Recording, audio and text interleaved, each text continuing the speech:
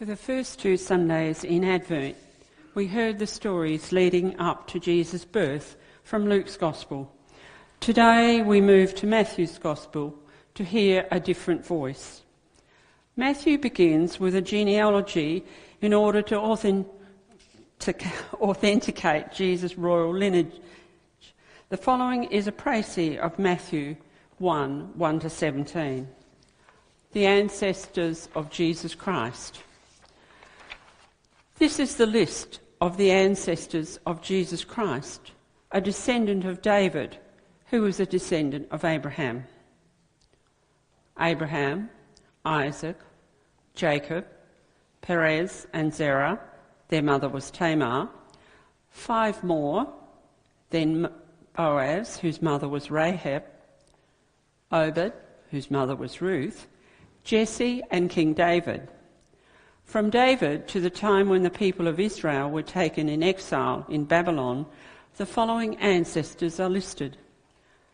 David, Solomon, his mother was the woman who had been Uriah's wife, and then 13 more. From the time after the exile in Babylon to the birth of Jesus, there are 11 ancestors before Jacob, the father of Joseph, who married Mary, the mother of Jesus, who was called the Messiah. So then, there were 14 generations from Abraham to David, and 14 from David to the exile in Babylon, and 14 from then until the birth of the Messiah. We continue reading from Matthew 1, verse 18. The birth of Jesus the Messiah. Now, the birth of Jesus the Messiah took place in this way. When his mother Mary had been engaged to Joseph, but before they had lived together, she was found to be with child from the Holy Spirit. Her husband Joseph, being a righteous man and unwilling to expose her to public disgrace, planned to dismiss her quietly. But just when he had resolved to do this, an angel of the Lord appeared to him in a dream and said, "Joseph, son of David, do not be afraid to take Mary as your wife, for the child conceived in her is from the Holy Spirit. She will bear a son, and you are to name him Jesus, for he will save his people from their sins." All this took place to fulfill what had been spoken by the Lord through the prophet. "Look, the virgin shall conceive and bear a son, and they shall name him Emmanuel," which means God is with us. Then Joseph awoke from sleep. He did as the angel of the Lord commanded him. He took her as his wife, but had no marital relations with her until she had borne a son, and he named him Jesus. Jesus was born in Bethlehem of Judea in the time of King Herod. Today we hear the stories surrounding the birth of Jesus from Matthew's Gospel, and this time Joseph is centre stage. And the first question is, why does Matthew start with the genealogy? Now, some of you will perhaps watch that program, Who Do You Think You Are?, when celebrities go in search of their past, where they've come from. And sometimes they turn up links to aristocracy or even royalty, for which they, feel very pleased with themselves. And then other times they turn out to be some very questionable links in their ancestry. And in Australia, there's quite a lot of kudos goes with being able to trace one's ancestry back to the First Fleet if you're a white Australian, or even admitting that one's ancestor was a convict. That now has some sort of symbolism with people. Others like me don't have a long history in this country. Since I retired, I did the family tree. This meant getting information for my children and my grandchildren about their roots. On my father's side, from the East End of London, there were some fishing people who came from Ireland during the potato famine, and there were others who were English, and they were bird catchers, going back, somebody who caught birds. Now, I've no idea what a bird catcher was. There was a cordswain, and there are costermongers, and one died in a workhouse. On my mother's side in Sheffield, there were blacksmiths, and then cutlers, and then one branch made good on the back of the Industrial Revolution and went into steel rolling. In that branch, one of the sons was ostracised because he married the maid who was pregnant, and he was the father. You know, there's a little bit of interest in that he was turned out of the family. He didn't inherit any of the wealth. On Peter's side, there is a list of publicans on his father's side and goldsmiths on his mother's side. So we have quite an interesting collection of people. Last week I finished reading Philomena, which is a heart-wrenching story of a mother who gave up her illegitimate child for adoption in Ireland in the 1950s. The son, Anthony, was taken to the States and his name was changed, and a large part of the story is his search for his identity. And his mother traced him only after his death. People who don't know where they come from have often lost their sense of identity. And we all know of the ongoing trauma for Aboriginal people whose ancestral heritage has been decimated by colonisation. So Matthew's Gospel starts with Jesus' genealogy. Foremost is the fact that Jesus is declared as an authentic king.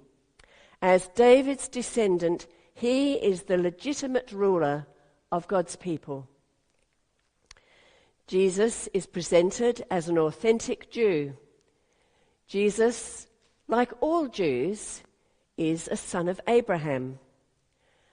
But for this gospel writer, he was the ultimate Jew, the Jew in the whole of Israel's deepest hopes, who would bring their fulfillment and find fulfillment. Jesus is not just a son of David, it's said as of Joseph, but he is the long-awaited Messiah. David's ultimate successor, Jesus is the fulfillment of the promise of the prophets. But there's a very strange feature in Matthew's genealogy.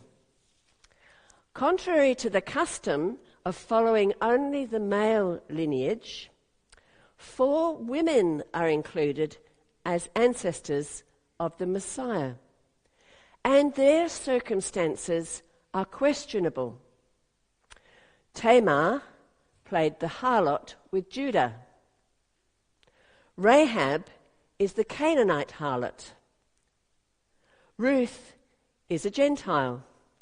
And Bathsheba is the wife of Uriah, with whom David committed adultery, and that their son was Solomon, who is included in the genealogy.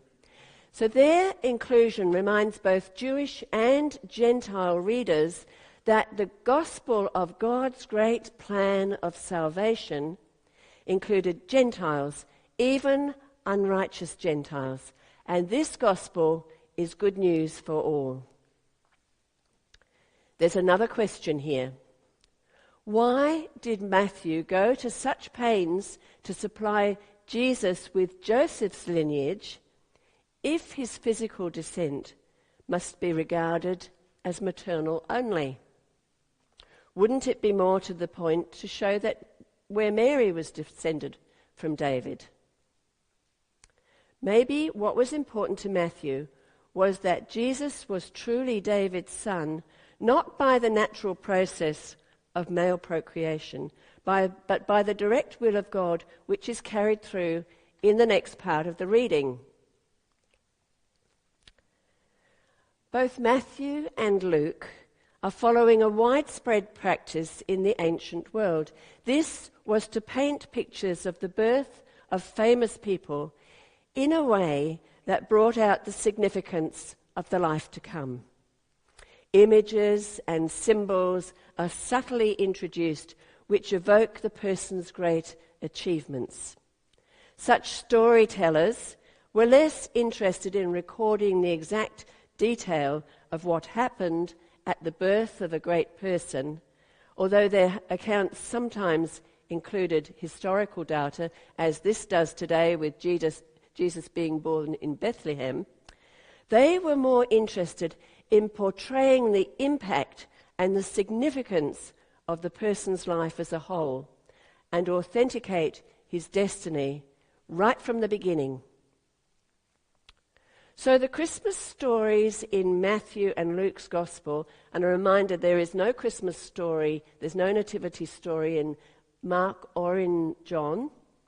They're not statements of dogma, and they're not discourses of belief. Rather, they invite us to listen to adventure and surprise, and they encourage our imagination. They offer us a way of finding out what really matters. Let's look at the relationship between Mary and Joseph. Joseph is said to be betrothed to Mary. Then he's said to be planning quietly to dismiss her, or as some translations have, divorce her. And then she's called his wife. It seems very confusing to us. So it helps for us to understand the 3 steps in the Jewish marriage procedure. First, there was the engagement, often made when the couple were only children by the parents or professional matchmakers, often without the couple ever having seen each other. Marriage was considered far too serious a step to be left to the dictates of the human heart. Then there was the betrothal. This was the ratification of the engagement, probably by the time the girl reached puberty. So she'd be about 12, 13, 14 maybe. At this point, the engagement could be broken off by the girl if she was unwilling to go on. But once the actual betrothal was entered into, it was absolutely binding for her. It lasted for 1 year. During that time, the couple were known as husband and wife, although they didn't have full rights. It could not be terminated in any other way than by divorce. And remember, it was only the man who could divorce. The woman couldn't divorce the man. And then the 3rd stage was the marriage proper. Today we have the story of Mary, not yet married to Joseph, who is found to be pregnant, or she finds herself pregnant. Joseph wants to end their betrothal by divorce or by dismissing her, and then he changes his mind when an angel tells him in a dream that the child is of the Holy Spirit. And which child isn't of the Holy Spirit, I ask? And that this child will save the people from their sins. He's also to be called Jesus or Joshua, which in Hebrew means to rescue, to save, to deliver, to liberate. In Jewish thought, the Holy Spirit, or the Spirit of God, had certain very definite functions. It was the Spirit who brought God's truth to people. For example, the Spirit taught the prophets, or told the prophets, or inspired the prophets as to what they had to say. The Jews also believed that the Spirit enabled them to recognize the truth when they saw it or heard it. And the Spirit is also connected with the work of creation, the breath of life. And this passage tells us that Jesus was born by the action of the Spirit of God. This passage can be fraught with so many difficulties in our enlightened and scientific age with our advanced medical knowledge.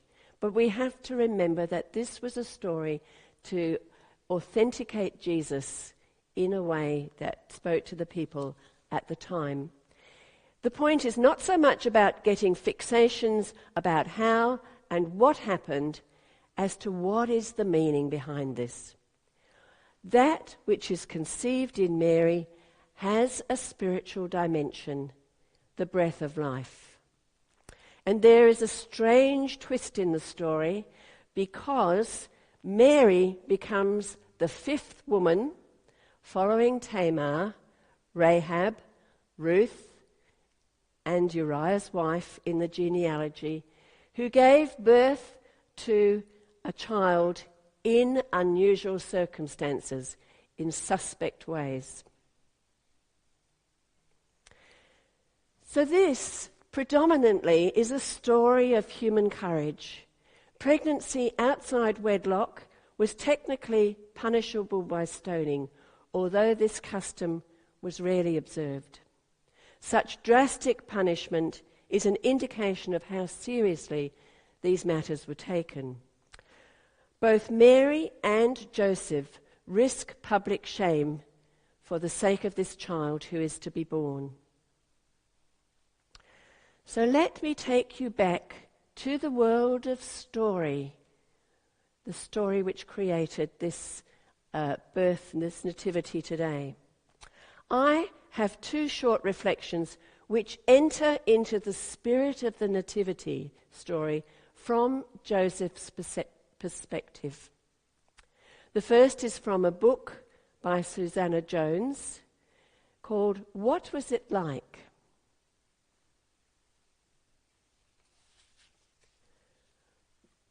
What did you think, Joseph, when Mary asked to see you alone?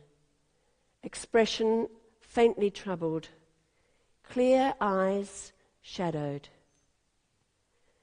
Did you brace yourself, feeling the inevitable moment had come, and this lovely girl had changed her mind about marrying a simple carpenter?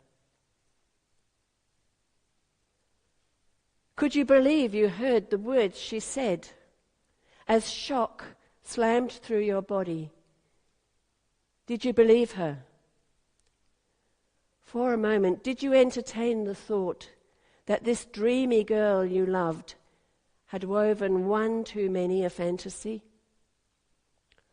What words came through those parched dry lips, out of that mouth of yours, suddenly overfull with clumsy tongue and chattering teeth? And as you stumbled away, your dreams of home and wife and children shattered, what thought was uppermost in your mind? As you tossed away the night in restless wakefulness, as you fell into an uneasy doze and dreamed the dream which would give you back your life. But what a life! To raise the Son of God, no less, and care for her who would mother the divine.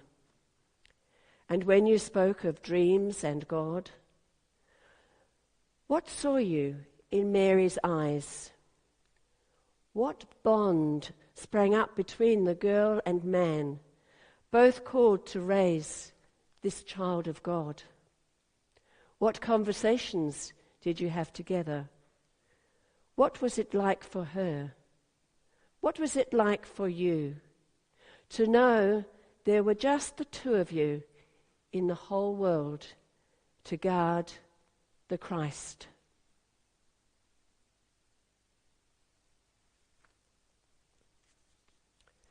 The second is by Ruth Burgess from the Iona community. Here I stand, holding the tiny, warm weight of God in my hands. such a tiny weight, to lift the huge weight of the world. Here I stand. The proud father, not me.